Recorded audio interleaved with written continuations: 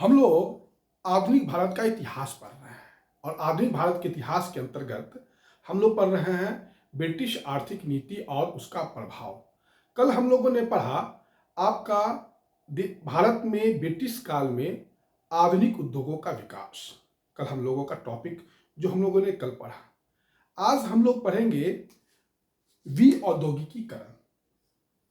देखिए, दोनों टॉपिक अलग अलग है। भारत में आधुनिक उद्योगों का विकास एक अलग टॉपिक है और डी इंडस्ट्रियलाइजेशन एक अलग टॉपिक है ना। औद्योगिकीकरण या इसको हम लोग अनुऔद्योगिकीकरण भी कहते हैं। यूपीएससी ने एक बार इंग्लिश ट्रांसलेशन इसका इसी प्रकार कर दिया था, इसलिए मैं लिख देता हूं अनुऔद्योगिकीकरण। इसका हिंदी या औद्योगिकीकरण, डी इंडस्ट्रियलाइजेशन, चाहे अवऔद्योगिकीकरण, ये टॉपिक है आज हमारा। देखिए, डी इंडस्ट्रियलाइजेशन का अर्थ जो होता है उसका अर्थ साफ साफ है कि किसी भी देश में क्रमिक रूप से वहां का जो देशज उद्योग है उसका पतन, वहां का देशज उद्योग का पतन, इसका अर्थ यही है। औद्योगिकीकरण का अर्थ है किसी भी देश में जो वहां का देशज उद्योग है वह उसका क्रमिक रूप से पतन ही औद्योगिकीकरण कहलाता है। औद्योगिकीकरण के कारण से जो है कृषि पर बोझ बढ़ जाता है। औद्योगिकीकरण के कारण से कृषि पर बोझ बढ़ जाता है। अब आखिर जब भारत में अंग्रेज आए तो औद्योगिकीकरण क्यों बढ़ा? तो इसको प्रेरित करने वाले बहुत सारे कारण थे। पहला कारण यह था कि जब बंगाल में ब्रिटिश प्रवेश किए पलासी के युद्ध और बक्सर के युद्ध के बाद, तो वहां के जो आप कह सकते हैं कि उत्पादन प्रणाली पर अपने गुमास्तों के माध्यम से नियंत्रण रखा। कहने का मेरा तात्पर्य यह है कि जो बंगाल में जो उत्पादन प्रणाली थी, जो वहां का श्रमिक जो कुशल कारीगर होता था और जो वहां के साहूकार होते थे जो बाजार में सामान को बेचवाते थे, उनके बीच जो अनायासी संबंध था, उसके बीच में अंग्रेज ने अपने गुमास्तों को घुमा दिया, मध्यस्थ वर्ग को घुसा दिया और इसके कारण से जो बंगाल की जो उत्पादन प्रणाली थी उस पर ब्रिटिश नियंत्रण हो गया उन गुमास्तों के माध्यम से। पहला तो औद्योगिकीकरण का कारण यही हो गया। जैसे बहुत सारे उद्योग में होता यह था कि जैसे मान लिया सूती वस्त्र उद्योग है, तो अब कारीगर को ये लोग सूत भी देते थे महंगे दाम पर, चरखा और करघा देते थे महंगे दाम पर, मतलब कच्चे माल महंगे दाम पर खरीद देते थे और उनसे जो निर्मित वस्तु था वो कम दाम पर खरीदते थे। तो इससे दोहरा घाटा जो है वहां के लोकल जो है कारीगर को ही हुआ। मेरे कहने का अर्थ यही था। दूसरा है 1813 का अधिनियम। इसने भी जो है औद्योगिकीकरण को बढ़ावा दिया, क्योंकि 1813 का अधिनियम मुक्त व्यापार की नीति से संबंधित था और इसमें इसका एकमात्र घोषित उद्देश्य यह था कि भारत से कच्चे माल का निर्यात और अच्छे माल का निर्यात हो और आधुनिक ब्रिटिश से बने हुए वस्तु का भारत में आयात हो। तीसरा है, भारत में जो देसी रियासत थी वो काफी बड़ा आप कह सकते हैं कि हस्तशिल्प उद्योग को बढ़ावा देने में वो बहुत बड़ा भूमिका निभाते थे। लेकिन जब अंग्रेज आए तो एक एक करके भारत के जो है देसी रियासत को जीतना शुरू किए, देसी शासक को पराजित करना शुरू किए और जो देसी शासक परंपरागत हस्तशिल्प उद्योग के बहुत बड़े पोषक थे उनका पतन हो गया। वो खरीदार भी थे और एक बाजार भी थे। ये 3 कारण हुआ। चौथा कारण, जो भारत में शिक्षित वर्ग था वो जो है अंग्रेजों ने जो सामाजिक और शैक्षणिक नीति लाया उसका भी घोषित उद्देश्य कहीं ना कहीं यही था कि औद्योगिकीकरण से ही जुड़ा हुआ उसका सेंटिमेंट था और ब्रिटिश ये चाहते थे कि भारत में एक ऐसा वर्ग तैयार हो सामाजिक और शैक्षणिक रूप से जो पसंद में ब्रिटिश हो। पांचवा यह कि रेलवे ने आकर कोई भारत में, जैसे मार्क्स ने कहा था कि रेलवे जब आएगा तो भारत में आधुनिकीकरण लाएगा, औद्योगिक क्रांति लाएगा, उसकी पूर्व शर्त है। लेकिन ऐसा कुछ नहीं हुआ। रेलवे ने जो है वह काम किया जो भारत के देशज उद्योगों को और जो है पतन की स्थिति में पहुंचा दिया। तो यह जो है कुल मिला के आपका अवौद्योगिकरण को या विऔद्योगिकरण को प्रभावित करने वाले एक कारक थे जो मैंने आपको सामने चर्चा किया। अब है हमारा नेक्स्ट टॉपिक कि भारत में जो औद्योगिकीकरण है वो किस रूप में था, परंपरागत रूप से। तो देखिए हमारे यहाँ जो अगर देखा जाए परंपरागत जो उद्योग था वो दो प्रकार के थे। एक ग्रामीण उद्योग थे, एक क्या थे, ग्रामीण उद्योग थे, और एक शहरी थे, शहरी हस्तशिल्प था। जैसे यहाँ का बहुत सा हस्तशिल्प जो है बंगाल का मलमल, सूती वस्त्र उद्योग, ये सब नामी था। उसके बाद आपका बनारस का रेशमी वस्त्र, इसका डिमांड था यूरोप के बाजारों में और खासकर ब्रिटेन में भी डिमांड था। कश्मीर का साल, कश्मीर का चादर, ये सब काफी डिमांड था। तो ग्रामीण जो उद्योग था वो जजमानी प्रथा पर आधारित था, जजमानी प्रथा पर आधारित था।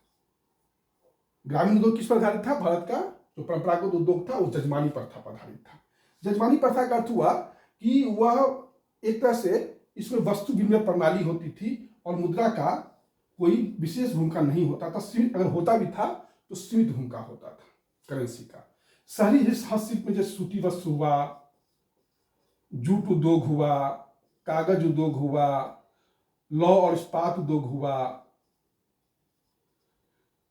या आपका कश्मीर का साल हुआ या चादर हुआ, ये सब काफी जो है नामी था। मलमल हुआ, ये सब का डिमांड भी था और यहाँ के कारीगर इस कला में निपुण भी थे। लेकिन अंग्रेजों ने क्या किया कि इनको एक एक करके जो है इनको डैमेज करना शुरू कर दिया। जैसे सूती वस्त्र पर मैंने कल बताया था कि सबसे ज्यादा आयात कर लगाया अंग्रेजों ने, सूती वस्त्र को डैमेज किया। जूट उद्योग का जो है 1830 के बाद बंगाल में मशीनीकरण कर दिया। इससे जो है भारतीय जूट जो कारीगर थे वो जो है बेरोजगार हो गए। कागज उद्योग में चार्ल्स वुड एक अंग्रेज अधिकारी थे, चार्ल्स वुड। उन्होंने साफ साफ कहा कि अब भारत में जो भी कागज का प्रयोग किया जाएगा वो ब्रिटेन से ही आयातित होगा। तो भारत का बना हुआ कागज भी अब नहीं खरीदना है, ब्रिटेन से ही आएगा। लौह इस्पात उद्योग में हम काफी नामी थे, लेकिन लौह इस्पात उद्योग, ब्रिटेन के लौह इस्पात उद्योग को तरजीह देने के कारण जो है भारत के लौह इस्पात उद्योग को जो है समाप्त कर दिया गया और ब्रिटेन के लौह इस्पात उद्योग को भारत पर इम्पोज कर दिया गया। कश्मीर का साल या चादर उद्योग जो है वो जो है साफ साफ जो है स्कॉटिश जो है उत्पाद जब आ गया तो कश्मीर का साल और चादर भी जो है विदेशी बाजार से आउट हो गया। तो ये सब काम जो है जानबूझकर किया गया। अंग्रेजों ने ग्रामीण उद्योग तो ऐसे ही पतन की अवस्था में थी उसको, और शहरी हस्तशिल्प को जानबूझकर एक एक करके अंग्रेजों ने डैमेज कर दिया। तो यह है किस प्रकार से भारतीय उद्योगों का पतन किया गया, उसके बारे में कुछ चर्चाएं। अब यहां पर है एक थे ब्रिटिश इतिहासकार है, उनका नाम है मॉरिस टी मॉरिस। एक ब्रिटिश इतिहासकार है, उनका नाम है मॉरिस टी मॉरिस। उनका कहना है कि भारत में जो भारतीय राष्ट्रवादी इतिहासकार यह चिल्लाते हैं कि अंग्रेजों ने भारत में आके यहाँ के देशज उद्योगों का विनाश किया, तो ये एकदम गलत बात बोलते हैं। और फिर उन्होंने एक सूती वस्त्र उद्योग का उदाहरण देकर ये समझाया कि कैसे जो है अंग्रेजों ने सूती वस्त्र भारत के उद्योगों का, आधुनिक उद्योगों का निर्माण किया, नहीं कि परंपरागत उद्योगों का पतन किया। उनका यह कहना था कि अंग्रेज जब आए तो भारत में यातायात और संचार का कोई नवीन आधुनिक साधन नहीं था। जैसे कि भारत में यातायात और संचार के लिए बैलगाड़ी और तांगा गाड़ी या नाव का प्रयोग होता था, लेकिन अंग्रेजों ने आया तो रोड बनवाया, उसके बाद रेलवे चलाया। तो ये सबसे जो है आधुनिक जो है यातायात का, संचार का विकास हुआ। आधुनिक यातायात और संचार के विकास से भारत में जो है लोगों की प्रति व्यक्ति आय बढ़ गया। भारत में लोगों की प्रति व्यक्ति आय बढ़ गया। जब प्रति व्यक्ति आय बढ़ा तो भारत का बाजार अब जो है ज्यादा कह सकते हैं कि प्रतिस्पर्धी हो गया और बाजार ज्यादा विस्तृत हो गया। जब बाजार विस्तृत हो गया तो इस बाजार का डिमांड को पूरा करने के लिए सामान चाहिए था, और भारतीय हस्तशिल्प उद्योग जो है उस बाजार की डिमांड को पूरा करने में सक्षम नहीं थे। अगर भारतीय हस्तशिल्प उद्योग भारत के बाजार का डिमांड पूरा नहीं करते तो भारत में मुद्रास्फीति बढ़ती, और मुद्रास्फीति के साथ साथ वस्तु और महंगा हो जाता। हमने तो यह किया कि ब्रिटेन से इस वस्तु के डिमांड को हमने जो है पूरा किया, और भारतीय बाजार में मुद्रास्फीति न फैले और आधुनिक उद्योगों का विकास हो, इसका ध्यान रखा। जैसे कि हम लोगों ने ठीक है कि सूती वस्त्र ब्रिटेन से आया, सही बात है, लेकिन सूत का भी हम लोगों ने ब्रिटेन से आयात किया। लेकिन मॉरिस यहाँ पर यह कहना भूल गए कि सूत की कीमत जो होती थी वो सूती वस्त्र से ज़्यादा होती थी, इसलिए सूत को खरीद कर भारतीय कारीगर अगर सूती वस्त्र बनाते भी तो वो ब्रिटिश प्रतिस्पर्धा में नहीं टिक सकते। और दूसरी बात यह है कि जो हस्तशिल्प उद्योग था वो प्राग पूंजीवादी अर्थव्यवस्था की देन है, प्राग पूंजीवादी अर्थव्यवस्था की देन है। और जैसे ही किसी भी अर्थव्यवस्था का पूंजीवादी रूपांतरण होता है तो इस प्रकार की जो ढांचा होता है, हस्तशिल्प उद्योग जो एक परंपरागत ढांचा होता है, उसका विनाश होना तय है। यह हर जगह हुआ, बस यूरोप के देशों में भी हुआ, लेकिन भारत में क्या हुआ कि अंग्रेजों ने आकर जो है प्राग पूंजी अर्थव्यवस्था का पतन तो कर दिया, समाप्त तो कर दिया, यहाँ के हस्तशिल्प उद्योगों को पतन तो कर दिया, लेकिन उसके जगह पर नवीन उद्योगों का स्थापना नहीं किया, जैसा कि यूरोप के देशों में हुआ। वहाँ औद्योगिक क्रांति आई और जो परंपरागत शिल्पी थे उन्होंने अपने आप को कारखाना के मजदूर के रूप में कन्वर्ट कर लिया, और उससे जो है उनके जीवन शैली पर कोई प्रभाव नहीं पड़ा। लेकिन भारत में ऐसा कोई चीज़ देखने को नहीं मिला। प्राग पूंजीवादी अर्थव्यवस्था का पतन तो हो गया, लेकिन उसके जगह पर जो पूंजीवादी अर्थव्यवस्था के कारण कारखाना पनपना चाहिए उसका काम अंग्रेजों ने नहीं किया, और यह सब जानबूझ कर किया गया। और इससे क्या हुआ, दुष्परिणाम यह हुआ कि भारत में जो है औद्योगिकीकरण हुआ, डीइंडस्ट्रियलाइजेशन हुआ, और भारत का जो श्रमिक वर्ग था वह चला गया भूमि पर निर्भर हो गया। इससे ग्रामीण गरीबी बढ़ी और ग्रामीण ऋणग्रस्तता बढ़ी। एक बात याद रखिएगा कि भारत के औद्योगिक वस्तुओं का जो विश्व बाजार में डिमांड था वो 1800 AD में देखा जाए तो 19.6% था। 1860 में यह घटकर 8.6% हो गया, और वही 1913 में यह घटकर 1.4% हो गया।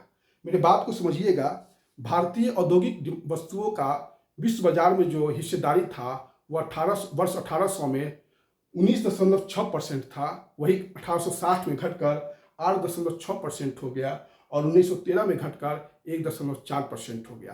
तो आप इसे समझ सकते हैं कि यह काम अंग्रेजों ने जानबूझकर किया, और इसका सिर्फ एकमात्र दोषारोपण अंग्रेजी सरकार पर ही किया जा सकता है कि उन्होंने भारत के जो समृद्ध हस्तशिल्प उद्योग थे, जिसकी विश्व व्यापार में हिस्सेदारी सबसे ज़्यादा थी, उसको जानबूझकर डैमेज किया।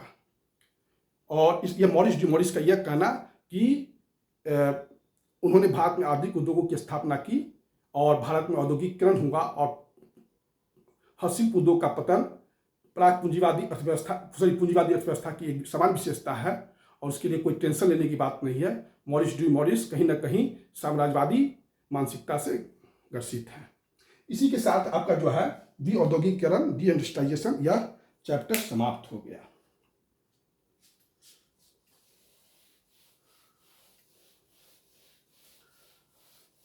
जवाहरलाल नेहरू ने ठीक ही कहा कि अंग्रेजों ने भारत का दरवाजा जो है पश्चिम के लिए तो खोल दिया, लेकिन एक बहुत बड़े विज्ञान से और एक बहुत बड़े उद्योग से वंचित करके ही रखा, और कहीं ना कहीं भारतीय उद्योगों का पतन कर दिया गया। इसके बदले में जवाहरलाल नेहरू का कहना था कि अंग्रेजों ने पश्चिम का द्वार तो भारत के लिए खुलवा दिया, संपर्क तो बढ़ा दिया, लेकिन कहीं ना कहीं पश्चिमी विज्ञान और पश्चिमी उद्योग से कहीं बहुत बड़ी मात्रा में भारतीय को वंचित रखा गया, और उसके बदले में भारतीय उद्योगों को पतन कर दिया गया।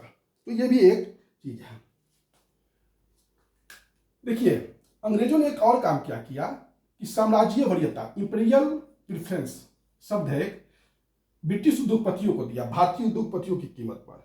यह साम्राज्यीय वरीयता क्या होता था कि अगर ब्रिटिश उद्योगपति कोई भारत में व्यापार करना चाहते थे तो उनको हर तरह का सुविधा दिया गया, आयात पर सुविधा दिया गया, निर्यात पर सुविधा दिया गया, वस्तु की पूर्ति पर सुविधा दिया गया, और भारतीय उद्योगपति को वह सुविधा नहीं मिलता था। तो देखिए इसके पीछे भारतीय उद्योगपति भी काफ़ी जिम्मेदार थे। भारत में जिस तरीके से ब्रिटेन में औद्योगिक क्रांति लाने में वहाँ की व्यावसायिक वर्ग की भूमिका थी, लेकिन भारत में क्या हुआ कि एक व्यावसायिक वर्ग का उदय नहीं हो सका। यहाँ सामंतवादी व्यवस्था थी और ज़्यादा से ज़्यादा जो संपन्न लोग थे वह व्यवसाय में पैसा नहीं लगाना चाहते थे, वह भूमि में पैसा लगाना चाहते थे। और भारत में औद्योगिकीकरण नहीं होने के पीछे जो यहाँ के सामंत वर्ग थे, भूस्वामी वर्ग थे, जो पैसा अपना इन्वेस्ट व्यापार में नहीं करके, औद्योगिक उत्पादन में नहीं करके कृषि में करना चाहते थे। कृषि में भी वह कि कृषि की उन्नति के लिए नहीं, जमीन खरीदने में, ज़्यादा से ज़्यादा जमीन खरीदने में। तो इससे क्या हुआ कि भारत में जो है कृषि में ठहराव तो आ ही गया, औद्योगिक उत्पादन भी, चाहे औद्योगिक क्रांति की बात ही सोचना समाप्त, एक तरह से बेकार की बात है। दादा भाई नौरोजी थे, उन्होंने एक बात कहा ब्रिटिश के लिए, ब्रिटिश को समझाया कि देखिए हम लोग ठीक है जनता है, लेकिन राजा जो होता है जनता के लिए होता है, आप लोग सुधर जाइए, और जनता राजा के लिए नहीं होता है। लेकिन ये सब बात का ध्यान, दादा भाई नौरोजी की इस बात का ध्यान अंग्रेजों पर कुछ पड़ने वाला नहीं था। ये सब सिर्फ जो है चूँकि राष्ट्रवादी उछाल में दादा भाई नौरोजी ने बोला, और एक शासक की तरह अंग्रेजों ने सुनकर उसको एक कान से सुनकर दूसरे कान से निकाल दिया। तो ये सब जो है कुछ स्टेटमेंट है जो आपको ध्यान में रखना चाहिए। एक चीज और मैं बताता हूं कि भारत की राष्ट्रीय प्रति व्यक्ति राष्ट्रीय आय, इसको भी मैं यहां पर क्लियर कर देता हूं। तो भारत का जो प्रति व्यक्ति राष्ट्रीय आय है वह दादा भाई नौरोजी ने सबसे पहले बताया। भारत का राष्ट्रीय आय बताने वाला सबसे पहला राष्ट्रवादी व्यक्ति था तो वो थे दादा भाई नौरोजी। उन्होंने 1867-68 में एक कैलकुलेशन किया और कहा कि भारत में 20 रुपया प्रति व्यक्ति प्रति वर्ष आय है। दादा भाई नौरोजी राष्ट्रीय आय का आकलन करने वाले पहले राष्ट्रवादी व्यक्ति थे और जिन्होंने बताया कि 1867-68 1868 में प्रति व्यक्ति राष्ट्रीय आय 20 रुपया था। विलियम डिग्विग ने 1868 तक में बताया कि 18 रुपया था। लॉर्ड कर्जन ने 1901 में बताया कि भारत का राष्ट्रीय आय 30 रुपया था। और सबसे इंपॉर्टेंट यह कि एक वैज्ञानिक विधि पर राष्ट्रीय आय का, प्रति व्यक्ति राष्ट्रीय आय का आकलन करने वाला पहला व्यक्ति थे VKRV राव। या ध्यान से सुनिएगा, वैज्ञानिक पद्धति पर प्रति व्यक्ति राष्ट्रीय आय का, प्रति व्यक्ति आय का गणना करने वाले पहले भारतीय थे डॉक्टर VKRV राव, जिन्होंने बताया कि 62 रुपया प्रति व्यक्ति जो है प्रतिवर्ष आय हो रहा है। तो यह है राष्ट्रीय आय पर कुछ इंफॉर्मेशन, इसको आप लोग ध्यान में रखिएगा, ये परीक्षाओं में पूछा जा सकता है। दादा भाई नौरोजी 20 रुपया, विलियम डिग्वी 18 रुपया, लॉर्ड कर्जन 30 रुपया, पहला वैज्ञानिक ढंग से बताने वाला राष्ट्रीय आय प्रति व्यक्ति आय डॉक्टर VKRV राव 62 रुपया। ये 4 फैक्ट्स है, परीक्षाओं में पूछ लिया जाता है। अब कल हम लोग एक चीज और मैं बताना चाह रहा हूं कि कारखाना अधिनियम, क्योंकि मैंने बताया था कि जब अंग्रेज आए तो उद्योगों का विकास सबसे पहले बागवानी उद्योग में किया गया और फिर 1875 के बाद उन्होंने कारखाना बनाया, कारखाना की स्थापना पर रुचि लेना शुरू किया। 1875 में अंग्रेज सरकार ने पहला कारखाना आयोग का गठन किया और इसकी सिफारिश के आधार पर 1881 में प्रथम कारखाना अधिनियम लाया गया। उस समय गवर्नर जनरल थे लॉर्ड रिपन और इस कारखाना अधिनियम का 1881 के कारखाना अधिनियम का उद्देश्य था कि बाल श्रम की कार्यदशा को सुधार किया जाए या प्रतिबंधित कर दिया जाए, 7 साल से कम उम्र के बच्चों को जो है कारखाना में काम नहीं दिया जाए। दूसरा कारखाना अधिनियम आया 1891 में और इस समय गवर्नर जनरल थे लॉर्ड लेंसडाउन। इसमें जो है बच्चों की कार्यदशाओं में सुधार के साथ साथ महिलाओं की रात्रिकालीन जो है काम पर प्रतिबंध लगा दिया गया, तो महिलाओं की कार्यदशाओं में सुधार किया गया। दूसरे कारखाना अधिनियम का उद्देश्य था।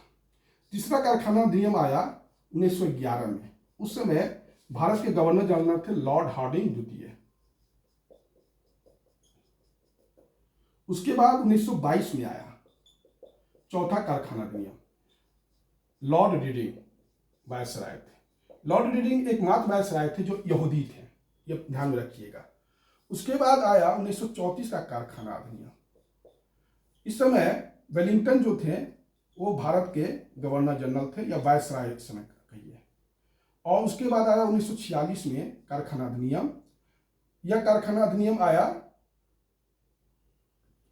5वां कारखाना अधिनियम था, और इस समय गवर्नर जनरल थे लॉर्ड वेवेल। और जब भारत स्वतंत्र हो गया तो 1948 में स्वतंत्रता के बाद पहला कारखाना अधिनियम 1948 1948 लाया गया और भारतीय श्रमिकों की कार्यदशाओं में सुधार किया गया। फिर से सुन लीजिए, प्रथम कारखाना अधिनियम का गठन 1875 में किया गया और उसकी सिफारिश के आधार पर प्रथम कारखाना अधिनियम 1881 पारित किया गया, जिसमें बाल श्रम को प्रतिबंधित कर दिया गया।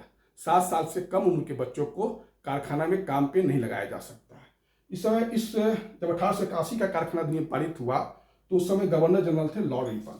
दूसरा कारखाना अधिनियम 1891 में आया, 10 साल के बाद 1891 में, और उस समय गवर्नर जनरल थे लॉर्ड लैंसडाउन। इसमें महिलाओं को रात में काम करने से प्रतिबंधित कर दिया गया। तीसरा कारखाना अधिनियम 1911 में आया और उस समय भारत के गवर्नर जनरल थे लॉर्ड हार्डिंग। चौथा जो आया 1922 में आया था कारखाना अधिनियम, और उस समय भारत के गवर्नर जनरल या वायसराय थे लॉर्ड रीडिंग। लॉर्ड रीडिंग एकमात्र वायसराय थे जो यहूदी थे। उसके बाद 5वां जो आया वो आया आपको 1934 में, सॉरी 5वां आया 1934 में, और उस समय भारत के गवर्नर जनरल या वायसराय वेलिंगटन थे। छठा आया 1946 में और इस समय भारत के गवर्नर जनरल लॉर्ड वेवेल थे। और भारत स्वतंत्रता के बाद जो कारखाना अधिनियम आया श्रमिकों की दशाओं में सुधार के लिए, वह 1948 में आया। और जो भी औपनिवेशिक शासन के दौरान कारखाना अधिनियम की कमी थी उसको 1948 के कारखाना अधिनियम के द्वारा दूर कर दिया गया। तो यही है आज का आपका टॉपिक, और इसी के साथ ये वीडियो आज यहाँ समाप्त हो रहा है। अब आपके पास जो है 2 इम्पोर्टेंट टॉपिक है, धन का बहिर्गमन और एक है कृषि का वाणिज्यीकरण। तो यही 2 टॉपिक पर हम लोग डिस्कस करेंगे। धन्यवाद। आज का वीडियो समाप्त।